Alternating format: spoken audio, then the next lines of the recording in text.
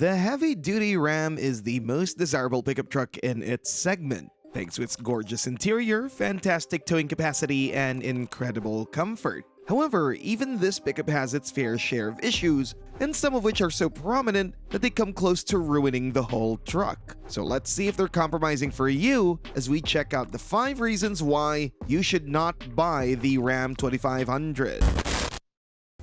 Number 5. Prominent reliability issues.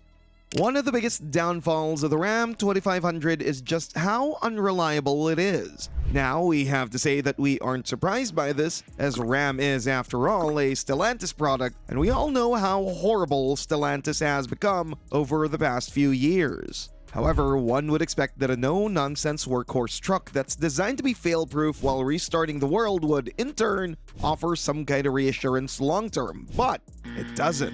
Starting with the biggest issue, and that is the transmission. A quick search through Google and YouTube will show you that the Ram 2500 has constant issues with faulty gearboxes, with some owners stating that the Ram's transmission failed after only 500 miles. Can you imagine buying a pickup truck, going home all cheery and happy, and then breaking down in the middle of the road because your transmission decided that it wasn't its day? Some people have reported computer issues, while some experience full-on flex plate failure, which requires the entire transmission to either be thrown out or rebuilt, which is neither quick nor a fast process. The flex plate issue is most prominent with the Cummins diesel engine, which has a myriad of other constantly mentioned issues. Most of these are directly related to emissions. The first one is the problem with the diesel particle filter, which clogs up from time to time and requires a professional to fix or replace it. Not replacing the DPF can lead to the exhaust literally melting down and starting a fire,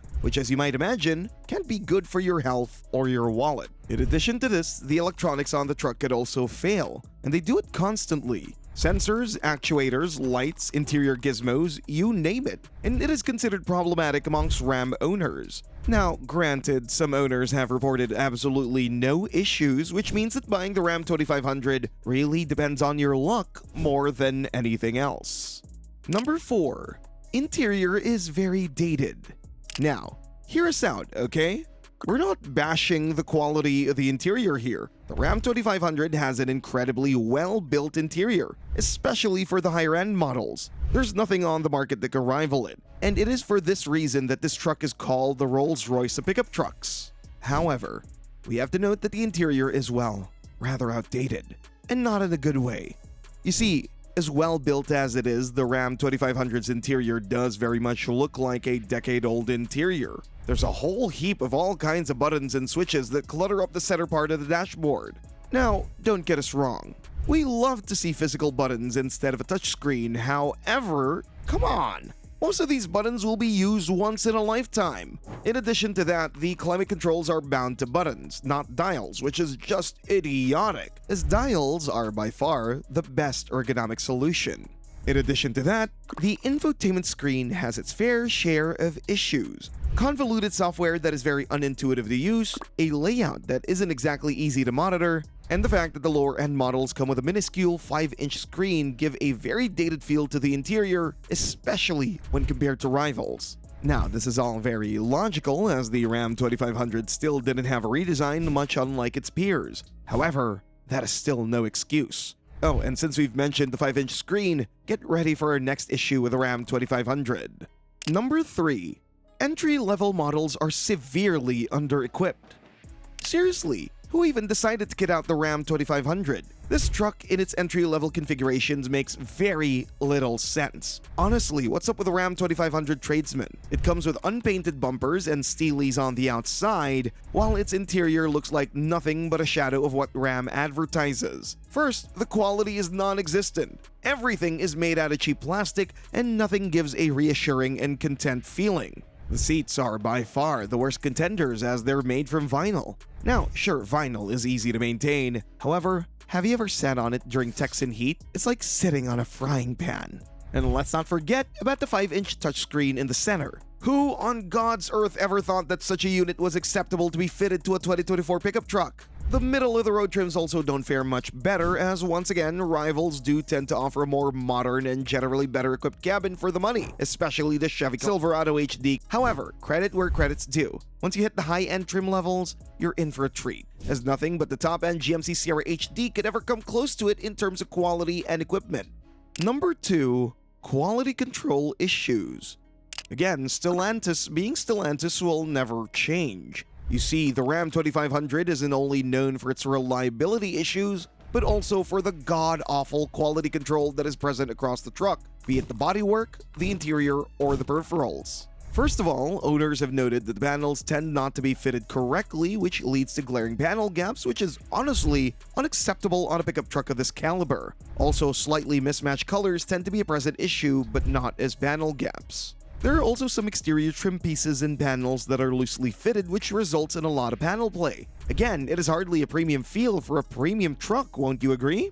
In addition to this, the interior has similar problems, with panels being haphazardously fitted and oftentimes coming loose. In addition to that, while the materials on the Ram 2500 might be good, the finish certainly isn't, as the seats and dash are known to wear down after an extended period of use more so than they do on its rivals. Furthermore, the infotainment screen tends to freeze up no matter what kind it is. 5-inch, 8-inch, or 12-inch, they're all known to fail from time to time, and once they freeze up, you either need to wait for them to unfreeze or need to stop and start the truck altogether to get them up and running. In addition to this, there are also notable window issues. Some owners have had problems with the window switch not working properly and stopping the window a few times before actually bringing it to a fully upward or downward position. Others have noted water leakage when washing the truck or during rain.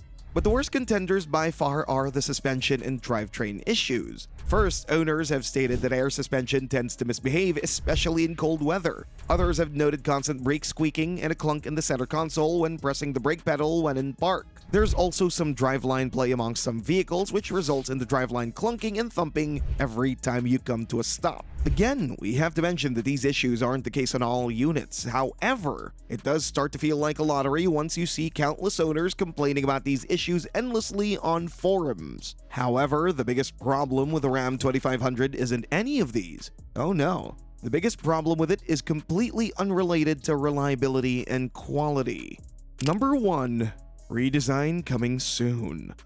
Well, we say that it's unrelated to the overall quality of the truck, but in reality, the new redesign that's right around the corner has a lot to do with the current issues of the Ram 2500. You see, the 2500 wasn't alone with these issues, as its smaller brother, the Ram 1500, was also known for experiencing these kinds of faults and quality control mishaps. However, most of them have been fixed with this year's redesign. As a result, we're sure that Ram will also fix most of these problems with their heavy-duty pickup truck too. After all, we've got some insights from Ram and Cummins employees who have stated that the Cummins diesel in the upcoming Ram won't be built to tackle numbers and the competition, but actually to provide a properly reliable driving experience. It has also been noted that the transmission for the diesel, which is the mediocre Aisin 6-speed, will also be swapped for a far more potent and more durable ZF 8-speed transmission, which will allow for more elasticity as well as better gearbox reliability and longevity. Finally, the build quality is also expected to be vastly improved both inside and out.